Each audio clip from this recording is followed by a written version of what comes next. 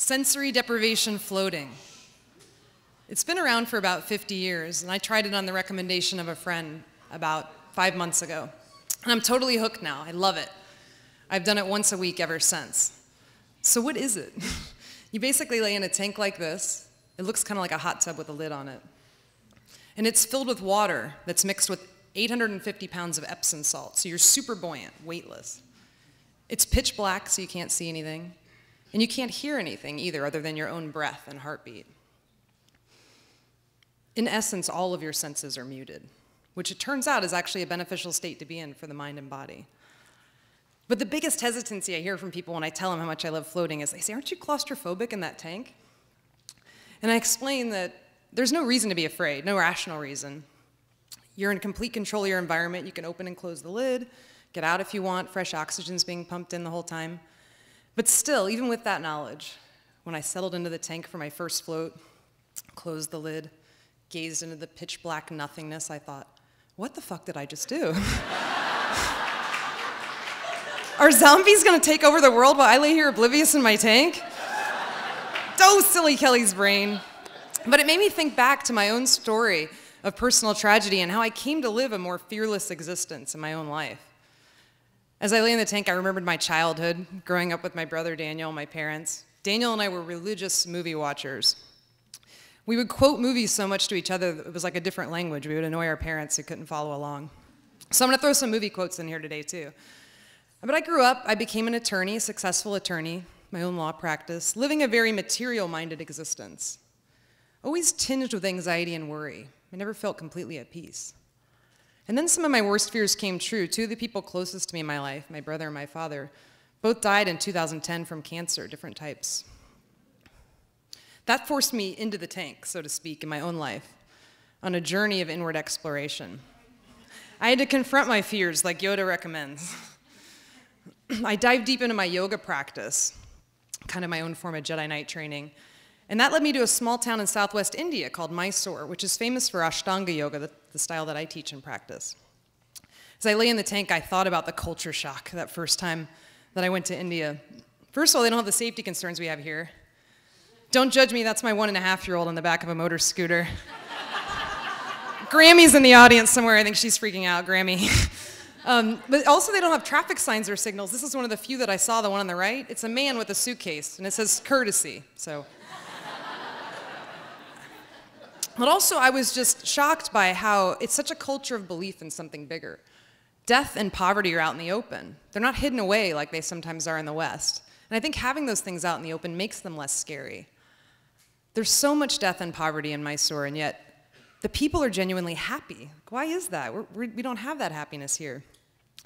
I thought about how in India they celebrate life. It's not that they worship mini-gods like we sometimes think of with Hinduism. It's more like they see everything as God, from the cows to the food to the multiple deities. And God is synonymous with love to them. India helped me connect to that love inside of me. And then I had to come home, back to America, and try to integrate what I had learned. And just like Dorothy had the power to go home within her the whole time, India helped me come home into myself. And I saw how a lot of my anxiousness and worry was self-created. I created my own suffering in my mind.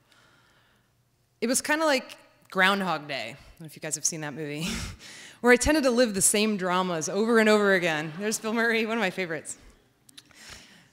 You know, it was the same stories, different characters would be plugged in, but the same job worries, relationship woes, money troubles.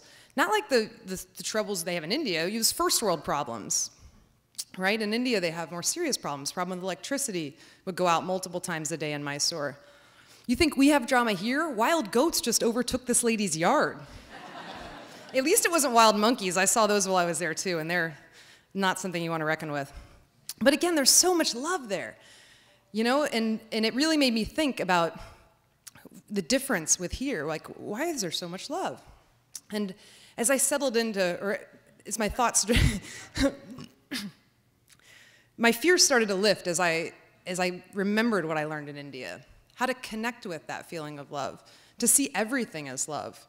Fear cannot and does not exist in that state. Because fear is like darkness, and love is like light. And just like the tiniest candle can illuminate a dark room, love is infinitely more powerful than fear. Here's my son Emerson. He made it out of the motor scooter incident. He's right here. But he's enjoying an Italian ice, and look at the look on his face. He's like, Italian ice, it's the best thing ever. Kids know how to celebrate life, right? As adults, we get jaded by our fear and suffering, by our anxiety. But we can return to that state of childlike love. It really depends on your perspective. And India gave me a new perspective. My thoughts drifted to the perspective I gained in India as I was floating in the tank, and about how I came to have gratitude for my brother's and father's death, for how it shaped me in my journey. And I saw the beauty in their deaths as part of all of our journeys, theirs and mine. As I settled into that feeling of love and gratitude, my mind quieted. I looked up in the tank and I saw swirling colors of light. I shit you not. It kind of looked like the pictures Derek had of the galaxy. It was so cool. It didn't matter if my eyes were open or closed. And then the music came on, which signals that your time is up. But I was hooked on floating. I had to do it again. A lot of people float in sensory deprivation tanks for the physical benefits, and there's many. It's chronic pain relief, cardiovascular problems are helped. But I do it for the increased mental clarity it brings. It's kind of like meditation on steroids. This picture came out of a project out of Portland, Oregon. The next slide, too, this one here. And basically, they gave 150 local artists 2 free floats in a Zen flotation tank, and then asked them to produce a piece of artwork after the second float. Some really amazing stuff came out of that. It's published in a book called Artwork from the Void. I recommend you check it out. But most of all, and in whatever form it takes for you, whether you try yoga or travel or floating, you should totally try floating. Seriously, try floating. It's totally rad. But in whatever form it takes for you, I dare you to go into the tank in your own life. Explore yourself. Confront and challenge your fears, and return to that state of childlike love.